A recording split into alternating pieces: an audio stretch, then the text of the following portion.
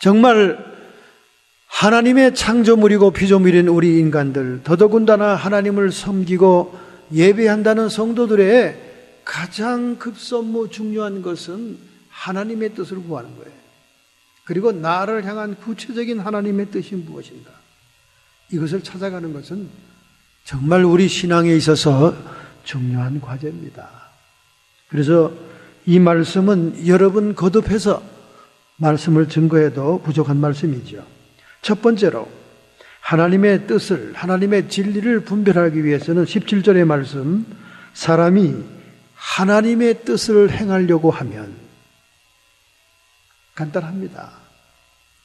정말로 사람이 하나님의 뜻을 행할 마음이 있고 행하려고 하면 그것이 하나님의 뜻인지 사람의 뜻인지 영적인 진리인지를 분별이 된다는 거예요. 그러나 오늘 여기 본문에 나타나는 종교 지도자나 기득권 세력들은 어떤 태도입니까? 예수님의 말씀을 시험해보는 자세죠. 저게 옳은가 그른가, 저 무식하고 공부 안 한 사람이 하는 말이 과연 믿을 만한가, 이런 시험하는 자세입니다. 그러나 너희들이 순종의 행위로서 또는 순종의 결단으로 움직이면 그것이 더 분명해질 것이다 하는 말씀을 주님이 하고 있습니다. 여러분, 하나님의 뜻이 우리에게 계시되는 의미에서 두 가지의 큰 종류가 있죠. 특별 계시가 있고 일반 계시가 있습니다. 특별 계시는 하나님의 기록된 계시의 말씀, 성경을 얘기하는 겁니다.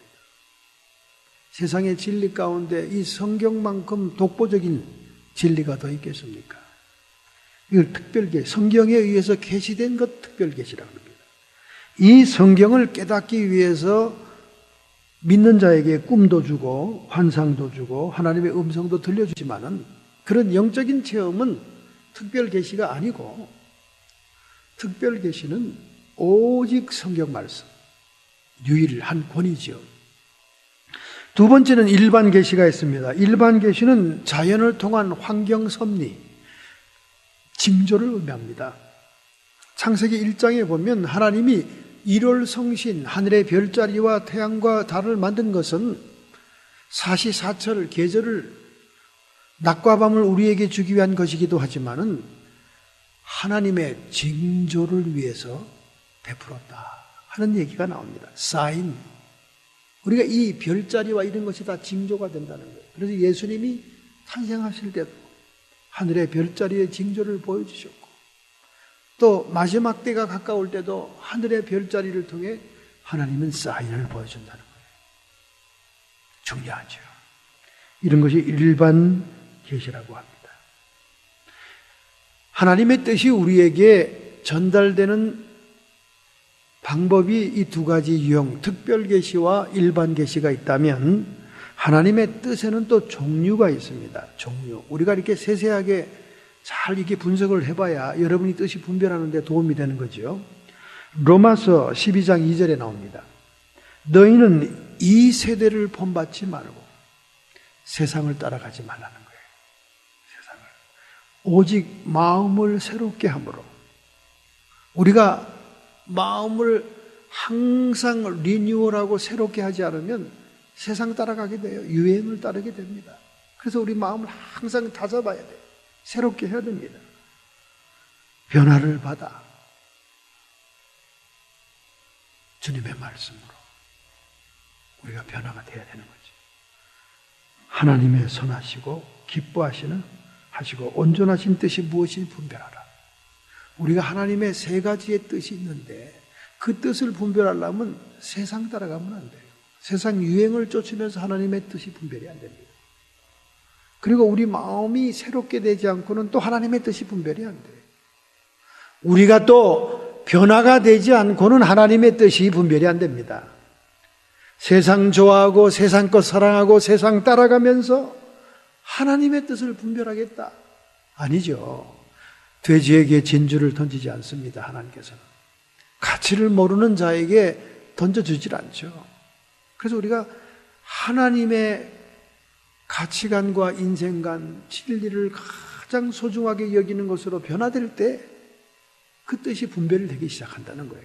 그럼 그 뜻이 몇 가지가 있느냐? 3가지가 있어요. 선하신 뜻이 있다. 굿윌. 선한 뜻이 있습니다.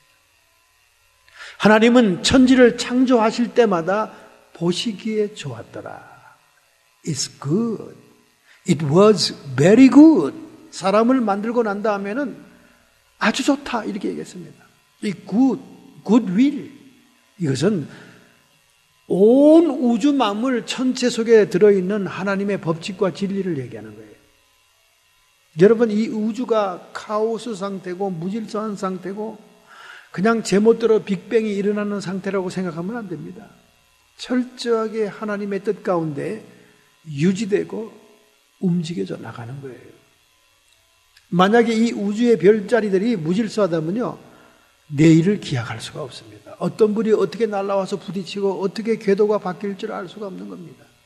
더더군다나 지구에서 화성으로 달나라로 로켓을 쏘아 올릴 수가 없어요. 일정한 법칙이 존재하기 때문에 갔다 올 수 있는 겁니다. 이번에 우주인 켈리가 갔다 오지 않았어요. 얼마나 오랫동안 있었습니까? 그분이 도착하자마자 소련 비행기를 타고 왔죠. 소련의 그 우주정거장에 같이 있던 소련 비행사와 같이 소련으로 내려왔습니다. 도착해서 제일 먼저 뭐가 하고 싶습니까? 물어봤어요. 여러분, 이거 중요한 답변입니다. 여러분도 이제 경험을 안 했기 때문에 우주 비행사가 우주 공간에 떠 있으면서 뭘 제일 하고 싶었을까? 그분이 얘기하기를 얼른 풀장 수영장에 뛰어들고 싶다. 그렇게 얘기했습니다. 많은 얘기죠. 많은 얘기. 키가 몇 인치 더 컸어요. 근데 지구에 내려오니까 도로 줄었습니다. 그러니까 좋다 말았죠. 어쨌든 우주 공간에 우주 정거장에서 가장 오래 체류한 이제 기록을 세운 분입니다. 근데 그분이 쌍둥이 동생이 있어요. 그러니까 우주 공간에서 그의 모든 신체 분석을 하면서 이 동시에 지상에 있는 쌍둥이와 비교를 하는 거예요. 우주 공간에 있는 사람과 이 지상에 있는 사람을 비교하기 위해서 쌍둥이 비행사를 이렇게 선택한 겁니다. DNA가 같은 인간의 그 변화의 조사를 위해서. 저 이해가 되더라고요. 풀장이, 시원한 풀장이 팍 끼어들고 싶다. 그렇지 않겠어요? 그 좁은 우주 중거장 공간에서 무중력 상태에서 둥둥 떠다니다가 말이죠, 시원하게 풀장이 뛰어들고 싶은 심정이 이해되죠. 이렇게 이분이 오랫동안 우주 공간에 체류할 수 있었던 것도 하나님의 굿윌, 선하신 뜻이 이 우주 만상에 존재하기 때문에 그렇게 체류할 수 있는 거예요. 우리가 지금 스마트폰을 사용하고 있고 GPS를 사용할 수 있는 것도 하나님의 그 우주 법칙 굿윌이 존재하기 때문에 일정하게 화면도 보면서 그림도 보면서 동영상도 보면서 문명의 이기들을 우리가 즐길 수가 있는 것입니다. 그래서 하나님의 뜻 가운데는 굿윌, 모든 법칙과 공리를 관장하시는 하나님의 뜻이 있어요. 우리는 이런 법들을 존중해야 됩니다. 그래야 정상적인 생활을 할 수 있는 거죠. 눈보라가 내리치는 겨울, 하나님의 선한 뜻에 의해서 그렇게 겨울이 됐는데 그때 그냥 반바지 차짐 한소대로 왔다 갔다 하게 되면 감기 걸리는 거죠. 뜨거운 때학빛에 자연의 법칙이 돌아왔는데 그냥 밍크 코트를 탁 걸치고 배회하면 쪄 죽는 거죠. 그러니까 우리는 이 굿윌에 맞춰 살아야 되는 거예요. 맞춰 살아야 돼요. 하나님의 뜻 가운데는 선하신 뜻, 굿윌이 있습니다. 이걸 어기고 이걸 멋대로 하는 사람들, 이 정신이 좀 어떻게 된 사람이라 생각하잖아요. 두 번째 하나님 뜻 가운데는 온전하신 뜻이 있습니다. Perfect will. 온전한 뜻. 불변의 법칙이 또 있습니다. 이 온전한 뜻은 무엇인가? 하나님이 인류를 구원하기 위한 구속사를 운영하는 카이로스의 타임. 하나님이 정하신 시간. 예수 그리스도의 지상 강림, 지상 재림, 그리고 주님의 천년왕국의 도래, 지구의 종말, 이 모든 타이밍, 이 구속사, 이 타임 스케줄은 perfect will입니다. 완전한 뜻이에요. 이 하나님이 정해둔 완전한 타임 스케줄은 누구도 변경할 수가 없습니다. 누구도 변경할 수 없어요. 이 하나님의 완전한 뜻이 있어요. 이것도 잘 깨달아야 되는 거예요. 다만 우리가 하나님께 기도하고 하나님께 매달리고 하나님께 간구해서 변동될 수 있는 뜻이 있는데 하나님의 기뻐하시는 뜻이 있습니다. Pleasing will 이러면서 많은 영어 성경에는 acceptable will이다. 하나님이 받으실 만한 뜻이다. 하나님이 기도를 들어보고 받아보고 간구를 듣고 그래 마음이 중심이 뜨거워져서 하나님이 그 뜻을 받아주는 그 하나님의 뜻이 있다 그 말이죠. 여기는 우리 기도가 필요한 것을 얘기하는 거예요. 우리의 간구가 필요한 것을 원합니다. 이런 하나님의 세 가지의 뜻 종류가 있다는 사실을 우리가 알아야 돼요. 하나님의 good will, 하나님의 자연 법칙에 숨겨놓은 이 공리와 법칙은 우리가 한만 기도해도 움직여지진 않아요. 그러나 구속사와 관계 있을 때는 태양이 머물렀습니다. 하나님이 구원사와 관계 있을 때는 태양도 머물게 할 수 있었어요. 그러나 일반 우리에게는 이 굿윌은 그냥 우리가 순응해 나간 뿐이어야 됩니다. 그 다음에 퍼펙트 윌, 하나님의 구속사와 관련 모든 타임 스케줄, 인류의 타임 스케줄,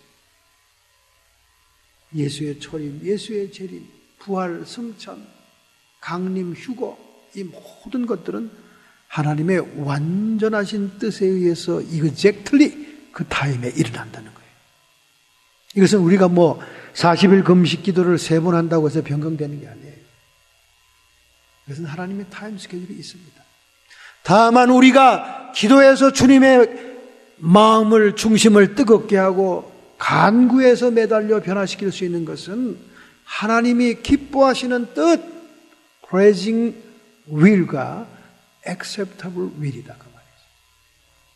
이런 하나님의 뜻에 세 가지의 종류가 있다는 것도 여러분이 기억을 하셔야 우리가 기도할 때 기도의 제목을 잘 잡을 수 있지 않습니까? 그죠? 하나님의 재림이 빨리 이루어 주옵소서. 이런 기도는 특별히 할 필요가 없다는 거지요. 그러니까 우리가 뜻도 잘 이렇게 분별해서 이렇게 해야 된다 그 말입니다. 이렇게 하나님의 뜻이 있어요.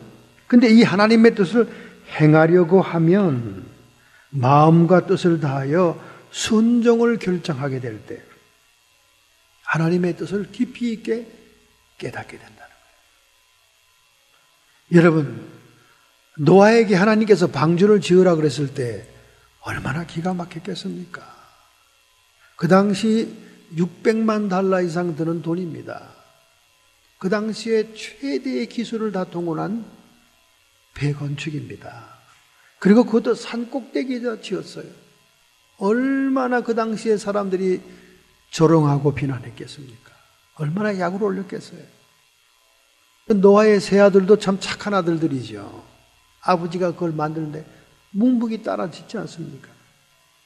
창세기 6장 22절에 이렇게 말합니다. 노아가 그와 같이란 말은 하나님의 설계를 다 들은 그와 같이 하되 하나님이 자기에게 명하신 대로 다 준행하였더라. 이렇게 하나님의 뜻을 깨닫고 하나님의 일을 감당할 수 있는 사람들은 순종의 사람이어야만 한다는 거예요. 하나님의 뜻을 시험해보고 간보고 이렇게 하나 가지고는 안 된다는 거죠. 정말로 준행하고 순종할 마음이 있을 때 그것이 깨닫게 되고 분별이 된다는 것입니다. 그런데 기도를 부탁해 오는 사람들을 가만히 보면요, 하나님의 뜻이 알려져도 순종할 사람들이 아닌 사람이 태반입니다. 또 실제로 저도 그런 경험을 많이 했어요. 응답을 받아줘도 자기에게 약간의 손해가 희생이 따르는 거면 그냥 한 길을 두고 흘러버려요. 무시해버려요. 그래서 아마 하나님 쪽에서도 더 이상 뜻을 알려주고 싶지가 않을 겁니다. 태반이 그래요. 태반이. 언제 그런 얘기를 했는가? 그 여러 가지 기도 응답 가운데도 자기한테 아주 달콤한 것만 속속 받아들입니다. 우리는 당장에는 손해가 되는 것 같고 당장에는 아닌 것 같아도 정말 하나님 사랑하는 마음으로 순종하게 될 때 그 하나님의 깊은 뜻을 깨닫게 된다는 거예요. 여러분, 지각의 차이에 있어서 하나님의 지각과 인간의 지각이 얼마나 차원이 다릅니까? 우리는 겨우 3차원의 세계에서 살고 있어요. 몇 배 뛰어난 차원에 계신 하나님이 우리를 위해서 예정하시고 인도하시는 그 뜻을 우리가 다 어떻게 이해하겠어요?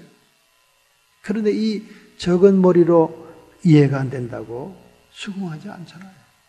받아들이지도 않잖아요.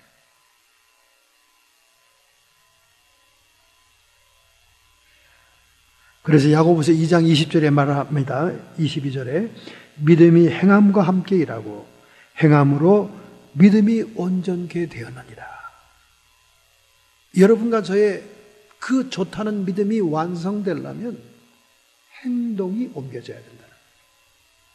정말로 우리가 행할 때 믿음이 complete, 완성된다는 것입니다. 그러니까 섣불리 실천도 해보지도 않고 믿음 좋다 하면 안 된다는 거죠.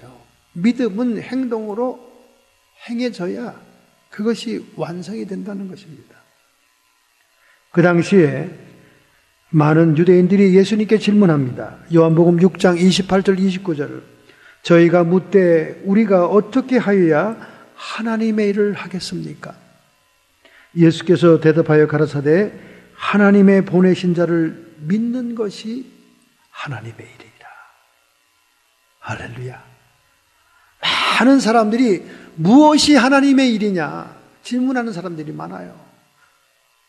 특별히 성스럽고 좋은 것만, 교회 안의 일만 하나님의 일이냐 이렇게 질문하는 사람도 많아요. 그런데 주님의 답변은 그렇습니다. 하나님의 보내신 자, 즉 예수 그리스도를 믿는 믿음으로 행하는 일들이 하나님의 일이다. 종교적인 행사요, 겉으로 보기에는 교회 일 같고 다 종교적인 일 같아도 그것이 예수님과 상관이 없는 것이라면 하나님의 일이 아니라는 거예요. 너무 차원 높은 얘기를 하고 있는 거죠. 그래서 로마서 14장 23절 하반절에 믿음으로 조차 하지 아니한 것은 모든 것이 죄니라. 제가 청년들에게 제자 훈련을 가리키면서 이 말씀을 인용했을 때 청년들이 완전히 데모대가 됩니다. 데모대가 돼요. 아니 목사님, 믿음으로 행하지 않은 모든 것이 죄라면 세상에는 죄밖에 없네요. 목사님도 죄덩어리겠네요. 아주 그냥 전부 다 이구동성으로 무슨 어미새가 모이를 물어왔을 때 짹짹거리는 새끼새들처럼 막 달라드는 거예요, 사방에서. 이건 정말 수준 높은 신앙의 얘기입니다, 여러분. 믿음으로 행하지 쫓아하지 않은 것은 다 죄야. 다 죄야, 다. 그러니까 아무리 선한 일을 하고 아무리 사람 보기에는 다 종교적인 행사 같고 필수적인 일 같고 해도 거기에 하나님의 보내신 자 예수를 믿는 믿음과 상관이 없는 일이라면 그거는 오히려 죄다 그 말이야. 하나님의 일이긴커녕. 이 차원 높고 수준 높은 것을 이해할 수 있는 사람이 몇 분이나 될까요? 우리가 하나님의 뜻을 깨닫고 하나님의 일을 한다는 것은 예수 그리스도를 믿는 믿음과 관계되어야 됩니다.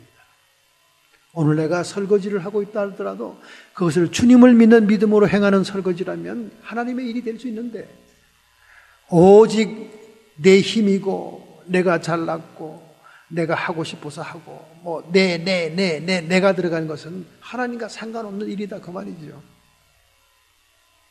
아니 목사님 빨래하고 그런 것이 무슨 종교적인 행사라고 하나님의 일이라고 그럽니까? 아니죠. 그것도 주님의 믿는 믿음으로 행하면 하나님의 일이다 그 말. 자식을 키울 때도 마찬가지.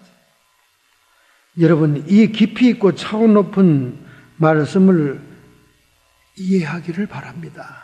이 정도의 수준의 우리가 믿음에 들어가야 여러분이 천국 안방에 와 있다고 생각하지 못하죠.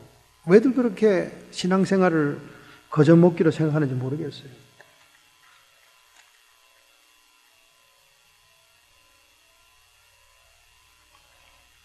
LA의 LC는 좋은 만남 클럽이라는 중매 센터를 운영하고 있습니다. 이분이 칼럼에서 이런 말을 썼어요. 초혼이든 재혼이든 사람들은 요즘 너무 따진다. 너무 따진다. 심지어 컴퓨터가 자료를 다 입력해서 컴퓨터가 만남을 주선해도 또 따진다는 거예요. 또 따진다는 거예요. 또 따진다는 거예요.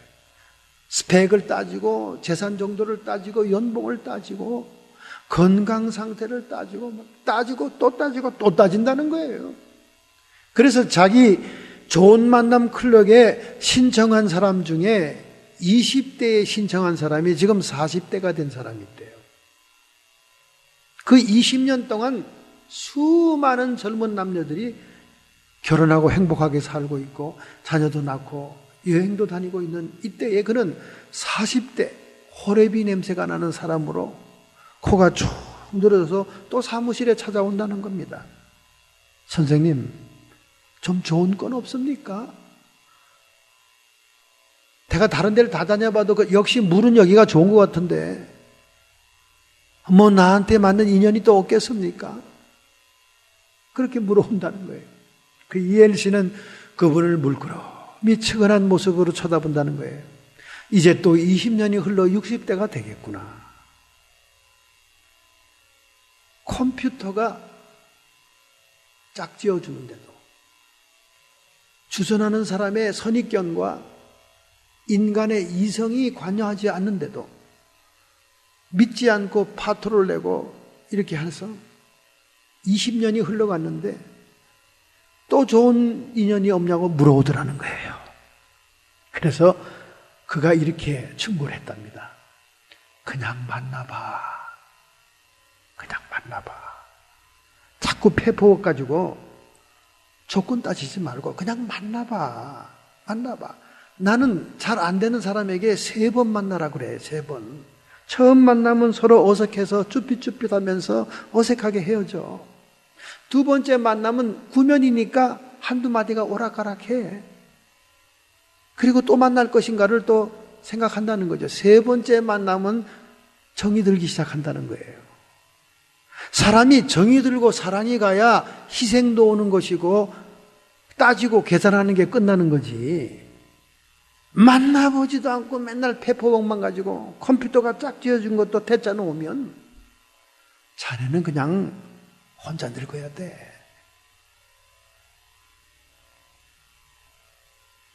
그렇게 얘기한다는 거예요. 그런데 그냥 페퍼를 주자마자 그냥 뭐 자세히 보지도 않고 그냥 막 만나게 해달라고 해서 만나면요 대부분 다 결혼이 된다는 거예요. 그리고 사랑에 빠지게 되면 조건이 문제가 아니라는 거야. 서로 희생하겠다니까. 서로 희생하겠다니까. 지금은 컴퓨터가 사람을 만나게 해주지만 예전에는 어디 컴퓨터가 있었어요? 예전에는 그냥 길거리 오다가다 만나서 사랑에 빠지면 아이고 당신이면 내가 문간방도 좋고 바람만 막아주면 같이 살겠다고 그러고 사는 거 아닙니까? 이 엘시가 탄식을 하는 거예요. 사람도 참 여러 종류다. 좋은 만남 클럽을 운영하다 보니까 정말 인간의 삶이라는 것은 사랑이 먼저 전제돼야 되고 사랑이 싹트게 되면 거긴 희생이 있더라. 희생이 없는 계산적인 만남은 비즈니스다 그 말이에요. 사업이다 그 말이에요. 무슨 결혼이 사업이냐 이게요. 세상에 완벽하게 조건이 갖춘 사람이 어딨냐 그 말이죠. 연봉이 좋으면 건강이 안 좋고 인물이 되면 직장이 없고 가지가지 핸디캡이 많은데 그런 핸디캡을 미리 이 사람이 얘기해 주어도 만나서 사랑이 싹 트니까 서로 자기가 보완해 주겠다는 거예요. 자기가 서로 해주겠다는 거예요. 사랑이 있어야 희생이 있다는 거죠. 오직 계산만 남아있는 것은 결혼이 아닙니다, 여러분. 그건 비즈니스죠. 비즈니스 하려면 왜 남녀가 만납니까? 그냥 동업자로 사업이나 하시지. 이 엘씨는 사랑의 만남으로 희생까지 가는 사람들이 다 혼사가 이루어지더라는 거예요. 모자라는 것이 많고 부족한 것이 많고 자기가 볼 때는 안 될 사람들이래. 자기가 볼 때는 안 될 것 같대. 자기가 볼 때는 글쎄 이게 한쪽에서 이게 싫어할 텐데 이런 조건이라는 거예요. 그런데 일단 3번만 만나봐라 이렇게 얘기하니까 3번째 그들이 계속 만날 것인가 거기서 끝날 것인가를 결정하는데 그것이 사랑으로 진전이 되면 거기는 희생이 오더라는 거예요. 서로가 희생이 없이 계산만 하는데 그것이 어떻게 성립이 되겠냐 그 말이죠. 정말 여러분 좋은 만남 클럽 엘씨의 칼럼을 통해 저는 많이 깨달았습니다. 이 현대 컴퓨터가 연결해주는 그런 세상이라도 정말 사랑이 필요한 것이구나 하는 것을 알 수 있는 거예요. 남녀가 내 배필인지 아닌지 그 뜻을 아는 것도 만남이라는 실천과 행동을 통해 깨닫게 된다는 거예요. 하물며 하나님의 뜻도 마찬가지라는 거죠. 간복이나 하면서 뜻일까 아닐까? 나한테 이익이 될까 아닐까? 이런 계산만 하고 있으면 하나님의 뜻이 알려지지 않는다는 거예요. 그러니 여러분 우리 주님의 말씀이 얼마나 지당한 말씀입니까? 너희들이 하나님의 뜻을 알려고 하면 순종해봐라. 행동에 옮겨봐라. 뭐 말로 이렇고 저렇고 얘기하지 말라. 제가 그동안 쭉 목회 생활하면서 임직자를 뽑아보니까 그렇더라고요. 올해는 집사로 좀 수고해 주십시오. 장로님으로 좀 수고해 주십시오. 그러면 극구 사용하는 분들이 있어요. 극구 사용하는. 자신이 겸손해서 겸비해서 그러면 참 목사님도 기분이 좋겠는데 그게 아니에요. 부담 갖기 싫어서 책임지기 싫어서 가벼운 마음으로 교회 다니고 싶어서 그렇게 직분을 고사하면서도 마치 자격이 없기 때문에 그런 것처럼 겸손을 가장하는 사람들이 대부분이에요. 대부분입니다. 여러분, 직분도 마찬가지예요. 내가 감당할 마음만 있고 순종할 마음만 있으면 하나님이 세우시고 하나님이 능력을 주시는 겁니다. 하나님이 능력을 주시기 때문에 하는 거죠. 자기 인간적인 재능과 기능, 자기의 아이디어, 자기의 생각으로 하나님의 일을 하는 게 아니거든요. 그렇다면 강대상에 서서 목회를 할 사람 아무도 없죠. 설교할 사람이 누가 있습니까? 너나 잘해 이럴 텐데 요한 웨슬레가 그 고민이었지 않습니까? 자기가 30대 목사가 되어 설교하는데 설교할 때마다 가책이 오는 거야. 나는 그대로 못 살잖냐. 나도 못 사는 주제에 무슨 설교? 이런 가책이 계속 오는 거예요. 그래서 그의 멘토가 되는 선배 목사님을 찾아갑니다. 제가 아무리 설교를 힘있게 해도 너나 잘해 이런 말이 자꾸 떠오르는데 어떻게 하면 좋습니까? 이보게 목사들이 설교하는 것은 상대방에게만 그렇게 되라고 얘기하는 게 아니라 자신을 포함해서 하는 설교야.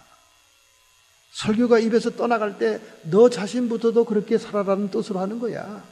네가 그것이 다 성취되고 그 뜻대로 살았기 때문에 설교할 자격이 있어 그렇게 설교하는 게 아니라 너도 그렇게 산다는 결심으로 하는 거야. 아이고 그렇다면 제가 아무리 큰 소리로 설교해도 할 수 있겠네요. 그렇지. 그렇게 하는 거야. 그래서 그때부터 그 웨슬리의 설교가 아주 힘이 차고 박력이 있고 막 세게 나갔다는 거 아닙니까? 나도 그렇게 살아야 되겠다는 뜻으로 하니까 거리낄 게 없는 거죠. 마찬가지입니다, 여러분. 임직자나 직분자가 된다는 것은 먼저 실천하고 실행해 볼 때 하나님이 함께하는 것을 알게 되는 거죠. 더군다나 예수님을 믿는 믿음을 통해 하는 것이 하나님의 일이기 때문에 나는 믿을 수가 없습니다, 주님. 주님만 믿습니다. 그리고 한다는 거죠. 할렐루야. 두 번째입니다, 여러분. 두 번째 18절이죠. 스스로 말하는 자는 자기 영광만 구하되 보내시에 니의 영광을 구하는 자는 참되니 그 속에 불의가 없느니라. 두 번째 하나님의 뜻, 하나님의 진리를 발견할 수 있는, 알 수 있는 방법은 자기 영광을 구하고 있느냐, 하나님의 영광을 구하고 있느냐, 스스로 안다는 겁니다.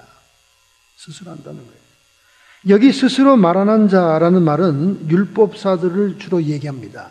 그 율법사들은 눈먼 야망이 있어요. 율법사라고 하는 그 본연의 직분대로 율법을 복사하고 그것을 강론하고 해석하는, 거기에서 감사와 만족을 누리는 게 아니라 그들은 그들이 가지고 있는 기능을 가지고 물질을 탐하고 존경을 탐하고 자기 이름을 드러내는 야망이 있었다는 거예요. 결국 이것은 자기를 영광스럽게 하는 거죠. 결국 자신의 영광을 추구한다는 것은 자기의 이익을 추구하는 것을 얘기하는 겁니다. 이렇게 하는 것은 불의가 그 속에 있게 된다고 말이죠. 이렇게 하는 것은 진리를 말하는 것이 아니고 하나님의 뜻을 얘기하는 것도 아니다 그 말입니다. 여기 영광이란 말, 히브리 말로 카보드, 무겁다, 중압감이 있다, 그런 뜻입니다. 하나님의 영광은 3차원의 세계에서 볼 수가 없습니다. 시야에 들어오지가 않아요. 그러나 때때로 현시될 때도 있습니다. 그러나 하나님의 그 임재는 무겁게, 무언가 이게 부담이 있게 이렇게 딱 임합니다. 중압감이 있어요. 그래서 이 카보드란 말은 무게를 얘기하면서 종기와 영예를 얘기하고, 헬라말 덕사란 말은 광채와 찬란함을 얘기합니다. 이런 그 영광이란 말을 쓸 때는 항상 성삼위 하나님께만 사용했다는 거예요. 어떤 인간에게도 이런 말을 써서는 안 돼요. 요즘 가끔 TV를 보다가 참으로 한국에 개탄할 만한 일들이 많아요. 유재석을 윤우님이라 그럽니다. 윤우님. 유재석이가 얼마나 유명한 MC고 얼마나 사람에게 인기가 있는지 몰라도 윤우님, 유하나님이다 그 말이에요. 그리고 좀 이쁜 사람들은 여신이니 뭐니 이런 좋은 신적인 존재의 이름을 붙여요. 이게 말세의 징조입니다, 여러분. 더군다나 아이돌이라고 해서 젊은 우상들을 막 만들어 놓고 열광의 팬들이 많지 않습니까? 이렇게 하나님의 이름이 아주 일반화되고 망령되이 일컬어지는 이런 마지막 세대에 살고 있는 거예요. 영광이란 말은 성삼위 하나님께만 돌리는 말이다 그 말이죠. 그래서 자기의 영광을 구하지 않은 자가 불의가 없다. 여기 불의란 말은 아디키아라는 말로 사악하고 부도덕하다 그런 말이고, 무리를 미혹한다 그 말이고, 사람들을 홀리게 한다, 이 불의란 말이 그런 말입니다. 그러니까 그런 것이 없다. 사람을 미혹시킨다거나 부도덕하고 사악함이 없다. 그러는 자가 하나님께 영광을 돌리는 자요, 진리를 말하는 자요, 하나님의 뜻을 얘기하는 자다.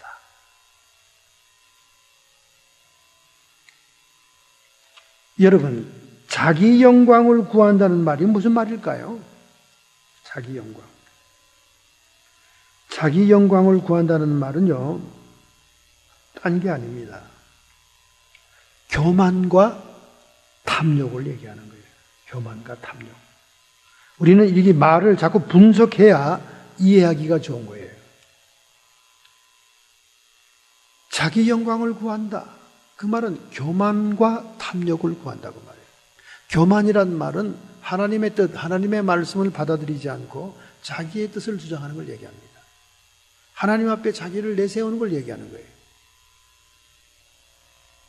자아가 너무 강한 사람은 진리와 뜻이 전달되질 않아요. 자기의 뜻과 자기의 생각이 더 위대하니까, 더 크니까. 그게 교만입니다. 그러니까 자기 영광을 구하는 자란 뭐냐? 교만한 자를 얘기하는 거예요. 그 다음에 두 번째는 탐욕이 있는 자를 얘기하는 거예요. 탐욕은 뭡니까? 물질을 사랑하고 돈을 사랑하는 거예요. 자기 이익을 취하는 거지. 매사에 물질이 목적이 있고 매사에 돈의 목적이 있다. 탐욕적인 인간입니다. 탐욕적인 인간. 그래가지고는 하나님께 영광을 못 돌립니다. 그래가지고는 자기의 영광만을 구하는 거죠. 오늘 누구나 할 것 없이 자기의 영광을 구하는 삶을 살고 있느냐? 내가 교만한 자인가? 내가 탐욕에 처한 자인가를 자기 비판을 해봐야 돼요. 자기 반성을. 그런 것이 있다면 자기 영광만을 구하는 삶입니다. H일보의 J 종교부 기자가 이런 말을 했습니다. 자기는 수많은 한인교회 목사님들을 취재하러 다니는데 특별히 미국에서 학박사를 따고 미국에서 목회를 잘한다고 하면서 있다가 한국의 대교회로 옮겨가는 목사들을 수없이 인터뷰를 했다는 거예요. 말하자면 세상적으로 말하면 영전하고 출세하는 목사들이죠. 그분들을 인터뷰하러 갔다는 거예요. 정말 그분들은 스타 목사같이 인품도 말도 외양까지도 잘 갖추어 있었다는 거예요. 한국에 있는 대교회가 탐낼 만한 목사들이었다는 겁니다. 그런데 그 모든 인터뷰가 깔끔하게 매끄럽게 진행이 되고 자기도 참으로 존경할 만하다는 생각이 들다가 요 순간이 오면 자기가 취재하던 만년필이 흔들리기 시작한다는 거예요. 목사님, 마지막으로 한마디만 부탁드립니다. 이렇게 한국의 대교회로 옮겨가시는 것이 하나님의 뜻입니까? 젊은 기자가 당돌하죠. 그러면 누구나 할 것 없이 인자하고 참으로 성스러운 얼굴로 분명히 하나님의 뜻입니다. 하나님 나에게 그렇게 계시했어요.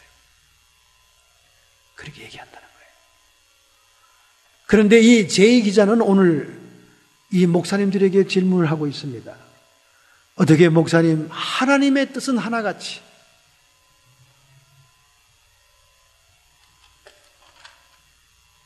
상향으로만 역사하고 있습니까? 어떻게 하나님의 뜻은 하나같이 하향하지는 않냐 그 말이죠. 상향 이동하는 것만이 다 하나님의 뜻입니까? 십자가의 길을 평소에 얘기하는 것을 제가 설교 들었습니다. 그리고 하나님의 일을 한다는 사람들은 세속적인 가치를 저버리고 하늘나라의 가치를 추구해야 한다는 얘기를 들어왔습니다. 그런데 한 번도 상향 이동하는 목사님들이 하나같이 하나님의 뜻이요, 결국은 하나님의 영광을 위해 이것을 결정했습니다, 그렇게 얘기하는 데는 자기가 이제 질리기 시작했다는 겁니다. 어떻게 하향 이동하면서 하나님의 뜻이고 하향 이동하면서 더 못한 교회로 떠나가면서 더 못한 목회지로 가면서 이것이 하나님의 영광을 위한 것입니다 하는 목사님을 뵌 적이 없습니다. 하나님의 뜻은 그렇게 상향 이동만 하는 것입니까? 제가 오랫동안 종교부 기자를 하다 보니까 목사님들이 큰 교회로 가게 될 때는 스펙도 그야말로 관리를 잘하셨고, 그리고 교계의 정치적인 입김과 그 모든 정치적인 수단을 다 동원해서 인간적으로 완벽하게 다 해놓고 떠나가시던데, 거기에 하나님의 뜻이 계시됐고 하나님의 영광만을 위해서 가는 겁니까? 그 목사님은 손해보고 가는 거예요? 이렇게 질문을 합니다. 여러분, 꼭 집어서 목사님들을 얘기하는 것은 아닙니다. 그래도 성직자니까 하나님의 뜻과 하나님의 진리를 먼저 수행할 자들이니까 아마 이 기자는 이렇게 신랄하게 질문하지 않겠습니까? 자기의 영광을 구하는 거죠. 교만과 탐욕입니다. 그래서 이 제2기자는 말합니다. 그러니 지금까지 목사님들이 하신 설교와 지금까지 가지고 있는 목사님의 신앙은 이론에 불과한 것입니다. 이론에 불과한 것입니다. 자신은 결코 실천하지 않을 것들을 열심히 떠들어댄 겁니다. 이렇게 얘기하더라고요. 이 정도의 기자분요, 굉장히 의식이 뚜렷한 기자입니다. 이 기자 보고 뭐 믿음이 없는 기자니, 이 기자 보고 기독교를 이렇게 모함하는 기자니, 이렇게 얘기해서는 안 되죠. 자기가 오랜 세월 종교란을 채워가며 취재 활동을 해가면서 느꼈던 바를 칼럼에 쓴 거예요. 여러분, 하나님의 영광을 구합니까? 자기의 영광을 구합니까? 요한복음 5장 41절 44절에 예수님께서 말씀합니다. 나는 사람에게서 영광을 취하지 아니하노라. 너희가 서로 영광을 취하고 유일하신 하나님께로부터 오는 영광을 구하지 아니하니 어찌 나를 믿을 수 있겠느냐. 하나님께서 오는, 유일하신 하나님께서 오는 영광을 취하지 않고 서로 인간끼리 영광을 취하고 있으니 어떻게 너희들이 나를 믿겠느냐, 그 말이지. 너희들에게는 내가 없다는 겁니다. 예수님이 가신 그 십자가의 길도 없고 천국으로 가는 좁은 길도 없고 오직 세상의 부귀영화와 영달을 누리고 최고의 연봉과 최고의 건물과 최다수의 성도들에게 존경받으면서 살고 싶은 자기 영광을 구할 뿐이다. 예수님의 말씀이에요. 누구의 말씀도 아닙니다. 예수님의 말씀이에요. 오늘 여러분과 저는 하나님의 뜻을 분별하고 진리를 분별하기 위해서는 정말로 명분으로 떠들어대는 하나님의 영광이 아니고 립 서비스로 얘기하는 하나님의 영광이 아니고 자기의 영광을 포장한 하나님의 영광이 아니고 정말 하나님의 영광을 구해야 된다는 거예요. 그런데 여러분, 구약 성경에 보면요, 정의와 공의에 대한 히브리 말이 나옵니다. 그 정의, 공의, 이런 하나님의 말씀이 나오는데요, 그 말씀은 꼭 하나님께서 언제 구약 성경에 사용했냐면 가난한 자, 고아, 과부, 나그네 이런 약자들과 함께 공의와 정의를 사용하고 있다는 거예요. 짜다케, 공의라는 말, 짜다케. 미슈파트, 정의라는 말, 이런 말을 쓰고 있는 거예요. 즉 우리가 하나님의 영광을 구한다는 말씀은 구약 성경에서는 적어도 우리 주변의 소자들과 약자들을 먼저 보호한다는 의미가 있는 거예요. 근데 이 세상적인 가치관에 의하면 힘없고 무력하고 약한 사람을 짓밟는 거죠. 이게 세상 나라입니다. 근데 하나님 나라는 그 반대라는 거죠. 세상에서 가장 작은 자가 하늘나라에서 큰 자니라. 예수님 말씀이니까요. 그러니까 우리가 하나님의 영광을 구한다는 것은 구약적인 의미에서는 공의와 정의를 행하는 것인데 그 공의와 정의는 고아와 과부와 가난한 자와 나그네와 병든 자와 소자들을 가리키더라고 말이에요. 그러면서 심지어 하나님께서는 이삭 죽기에서도 가난한 자를 위해 이삭을 남겨놔라, 그렇게 명령하십니다. 그리고 채무도 희년이 되면 탕감해줘라, 땅도 돌려줘라, 가난한 자를 위해서 구제를 베풀어라, 심지어 11조 가운데 가난한 자를 위한 구제금을 포함시켜라. 희년의 공동체적인 제도적인 구체적인 하나님의 공의를 구약성경이 얘기했다고 말해요. 그리고 선지자를 통해서 뭐라고 얘기합니까?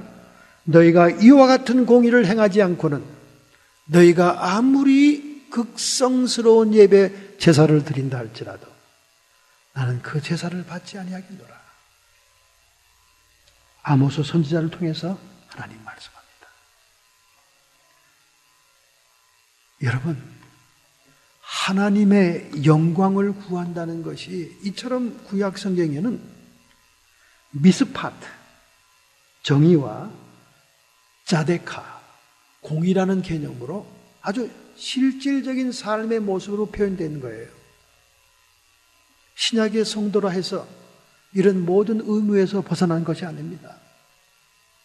우리도 먼저 하나님의 임재를 구하는 예배를 드리려고 한다면 극성스러운 찬양과 극성스러운 밴드와 극성스러운 찬양팀이 앞에서 춤추고 하는 것이 중요한 것이 아닙니다. 우리의 삶 속에서 우리보다 못한 자들을 위해서 먼저 주의 이름으로 선행을 베푼 흔적과 실천이 있어야 하나님은 그 예배를 받으시고 그 예배에 함께 하겠다는 겁니다. 오늘날은 얼마나 우리들이 종교적인 행위에만 집중하고 있습니까? 그 행위 자체로만 그냥 조명을 때리고 무대에서 미친 듯이 열광하는 찬양을 부르면 하나님이 임재했다고 착각을 하는 거예요. 하나님은 전혀 다른 방향으로 얘기하고 있는데 이것이 바로 하나님의 뜻을 분별하고 하나님의 진리를 분별하는 거예요. 하나님의 뜻과 진리는 뭡니까? 구약적으로 얘기하면 공의와 정의가 실현돼야 그 제사에 제물을 받겠다는 겁니다. 우리는 하나님의 영광을 너무 추상적으로 자기가 하기 쉽게 관념적으로 미루지 말고 성경에 나타나 있는 정확한 공의와 정의를 실천해야 됩니다. 그래서 초대교회는 참과부라고 해서 교회에서 구제도 하면서 말이죠. 구약적인 그 모든 공동체의 선행을 실천하지 않습니까? 그러니까 초대교회 예배에 성령이 강림하시고 뜨거운 열기가 있고 하나님의 임재가 있었던 거예요. 하나님은 예배 형식 자체에서 무슨 임재가 조건 찾는 게 아닙니다. 오늘 특별히 우리가 이렇게 실천적인 것을 배우게 되니 얼마나 감사합니까? 특별히 우리 자녀들을 가르칠 때도 성공적인 부모님들은 자녀를 실천력 있게 키워야 되는데 독립심과 책임감을 키워줘야 된다 그렇게 얘기합니다. 독립심과 책임감을 키워주지 않으면 그 아이들이 세상에서 적응하지 못하고 불효자가 된다는 거예요. 부모들이 우리 특별히 한국 부모들은 너무나 인정이 많고 사랑이 많죠. 그래서 애들이 어디 학교 가면 애들 짐 보따리 다 들어줍니다. 유치원 다닐 때 신발 주머니 다 들어주죠. 그렇게 하지 말라는 겁니다. 어릴 때부터 습관이 그렇게 들으면 안 된다는 거죠. 자기의 짐은 자기가 진다는 독립심과 책임감을 줘야 된다는 거예요. 그렇게 키웠기 때문에 동부 기숙사에 있는 아이들 부모들이 모닝콜을 한다는 겁니다. 모닝콜. 야, 강의 시간 됐다. 오늘은 시험이잖니. 아침에 깨워줘야 걔들이 일어나서 간다는 거예요. 얼마나 친절하고 자상하고 사랑이 많은 우리 한국 부모들입니까? 그러니까 걔들이 그 명문대학을 졸업해도 집으로 도로 기어들어오는 거예요. 그래서 캥거루 자녀가 되는 겁니다. 독립심도 없고 책임감도 없기 때문에. 대학에 떠날 때 아이들에게 너희들이 다시는 집으로 돌아와서는 안 된다. 이제 너희들 다음에 갈 것은 취직하고 너희 자신의 아파트다. 이렇게 독립심을 키워줘야 된다는 겁니다. 동부에 있는 명문대학 기숙사에 모닝콜을 해주는 부모. 이게 뛰어나고 탁월한 부모입니까, 여러분? 이렇게 아이들을 키우지 말라는 거죠. 애들도 자기 스스로 짐을 지고 문제를 헤쳐나갈 수 있는 실천적인 아이들을 만들어줘라. 그래야 인생의 깊은 뜻을 깨닫는다. 우리 믿는 자에게 다 적용되는 얘기 아닙니까?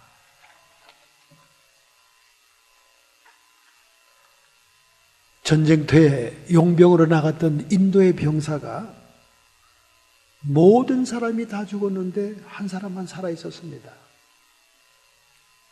의무병이 그를 들 것에 싣고 보니까 한쪽 손을 꼭 쥐고 있는데 절대 펼치지 않는 거예요. 도대체 이게 뭔가 해서 궁금해서 의무관이 말이죠. 그 손을 이렇게 마취해서 펴봤습니다. 그랬더니 거기에 런던 지도가 있는 거예요. 이 인도의 병사는 나는 평생 죽어도 런던은 가봐야 된다. 그 런던 지도가 있는데 그 런던 지도가 볼펜으로 얼마나 가고 싶은 데를 표시해 놨는지 아주 나달나달 낡았습니다. 그래서 그때 깨달은 거예요. 이 의무관이. 뭔가 꿈이 있고 소망이 있는 사람은 죽음의 경지에서도 살아나는구나. 깨달은 거예요. 맞는 얘기입니다. 빅토르 프랭클이라는 유대인 출신의 심리학자도 그런 얘기 했잖아요. 죽음의 포로 수용소에서 살아남은 유대인들은 자기 일가 친척을 만날 꿈을 버리지 않은 사람은 그 엄청난 질병과 전염병과 죽음의 포로 수용소에서 살아나더라는 거예요. 절망하고 소망이 없으면 죽어 나자빠지더라는 거예요.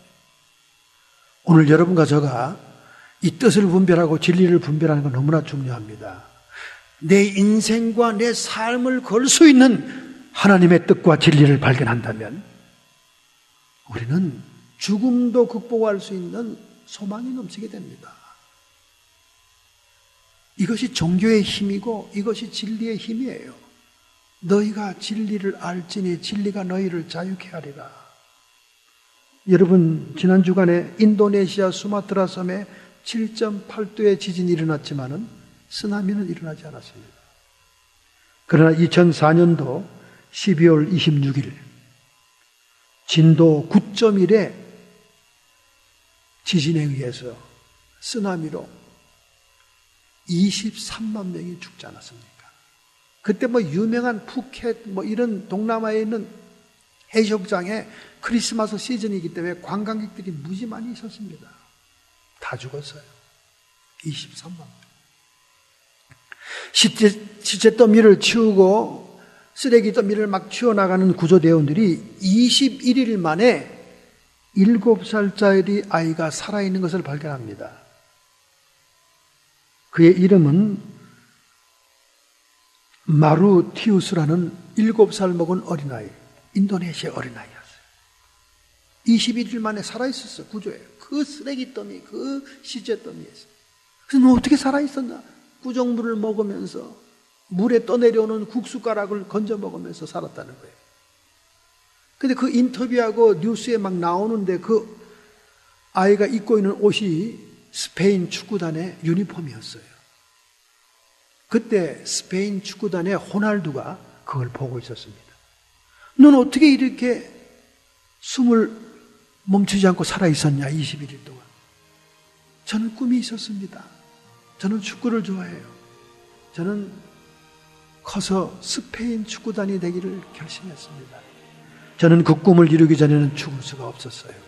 그래서 살겠다고 내 주변에 흘러가는 국수 음식 찌꺼기를 주워 먹었습니다. 여러분, 어린 소년도 축구 선수가 되겠다는 꿈이 있으니까 살아난 거예요. 그 생명이 그렇게 모진 겁니다. 호날두는 그것을 보고 그를 지원하기로 작정합니다. 그래서 그때부터 지원하죠. 집도 사주고요. 집도 지어주고 영어 공부도 시키고 축구 가요도 시키고 인도네시아 국가 선수가 됩니다. 그 후에는 스페인 축구단의 선수로 스카웃이 되죠. 여러분, 세상 꿈도 생명을 유지시킵니다. 극한 상황에서 오늘 여러분과 저를 붙잡아 줄 수 있는 하나님의 뜻과 그 진리가 분별이 된다면 우리는 순교할 수 있어요. 우리는 목숨도 내놓을 수 있습니다. 이것이 영혼을 가진 성도의 모습입니다. 그렇기 때문에 우리는 하나님의 뜻을 분별해야 되고 진리를 깨달아야 됩니다. 너희가 진리를 알지니 진리가 너희를 자유케 하리라. 이 말씀대로 결심하고 결단한다면 여러분의 가슴에 손을 얹기 바랍니다. 오늘 여러분을 지탱하고 있는 소망과 꿈이 무엇입니까? 그것이 나에게 주어진 레마, 하나님의 진리, 하나님의 뜻이어야 됩니다. 그 뜻을 붙잡고 결단하시기 바랍니다. 하나님, 환난이 오고 고생이 오고 고통이 온다 할지라도 나는 그 사랑 때문에 희생하겠나이다. 결심하는 성도들을 주님 축복하여 주시옵시며, 성도의 육체와 정신의 역사는 모든 질병들 예수님께서 치료하셨으므로 이 시간 깨끗함을 받을지어다. 악한 마귀 사탄 귀신의 세력들은 끊임없이 우리의 인생에 장애물과 고통을 갖다 놓지만 우리가 진리를 붙잡고 하나님의 뜻에 소망을 걸어 싸우니 하나님의 생명으로 승리하게 해 주옵시고, 우리의 마음을 흔드는 주변의 모든 환경 속에서 평강을 가질지어다. 악한 마귀 사탄 회방하는 세력들아, 예수님의 이름 권세로 쫓김 받으라. 하늘과 땅의 권세를 가지신 우리 주님이 우리와 함께 있음을 믿습니다. 하나님 영광 받아 주시옵소서. 예수님의 이름으로 감사하며 축복하며 기도하옵나이다.